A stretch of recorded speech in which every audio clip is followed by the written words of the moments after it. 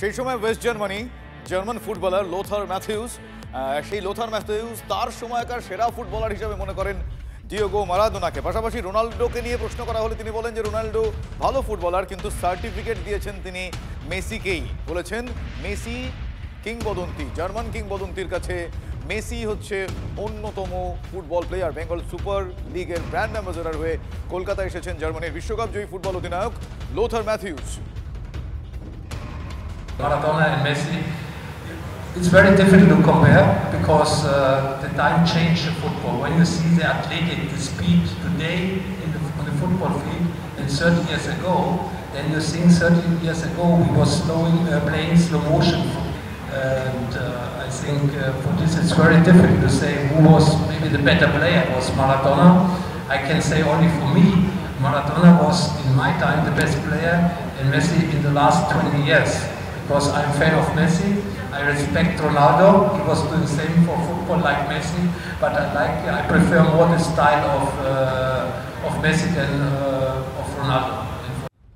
আমার সহকর্মী কৌস্তব এই মুহূর্তে আমার সঙ্গে রয়েছেন। Kaustav, Lothar Matthaus West Germany, সেই সময় ওয়েস্ট জার্মানি 82 থেকে 98 পর্যন্ত তার দাপুটের সময় মনে আছে, সেই West Germany footballer Lothar Matthaus, এখন প্রাক্তন বলা যেতেই পারে কিন্তু তার মনে ফুটবল। তিনি কি বললেন বাংলার ফুটবল সম্বন্ধে, আর কি বললেন, তিনি কোন কোন অ্যাসাইনমেন্ট নিয়ে এখানে এসেছেন, একটু ডিটেল বলো প্লিজ।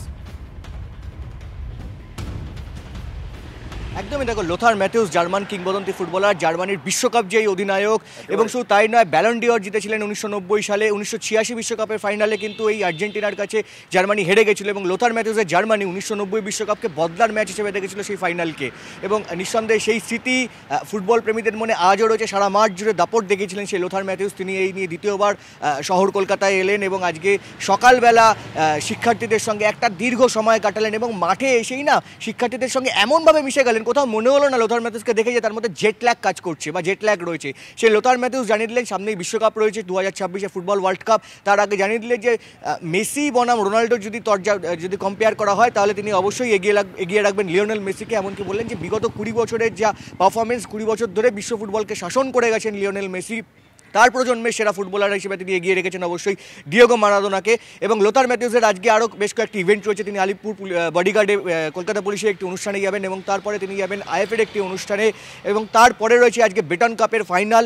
সেই বেটন কাপের ফাইনালে যাবেন লোথার ম্যাথিউস। নিঃসন্দেহে আজকে তিনি টাইট শিডিউল নিয়ে তিনি কলকাতায় এসেছেন। তবে বেঙ্গল মূল যে কারণে আসা, বেঙ্গল সুপার লিগের যে ব্র্যান্ড অ্যাম্বাসেডর হয়েছেন তিনি, সেই কারণেই মূলত তার কলকাতায় আসা। আগামীকাল তিনি আবার ফিরে যাবেন জার্মানি, তারপরে ডিসেম্বরে আবার তিনি কলকাতায় আসবেন যখন টুর্নামেন্টের ফাইনাল হবে, তারপরে তিনি কলকাতায় আসবেন। তবে লোথার ম্যাথিউসকে ঘিরে তো একটা সময় জার্মান কিংবদন্তি ফুটবলার 5খানা বিশ্বকাপ খেলেছেন।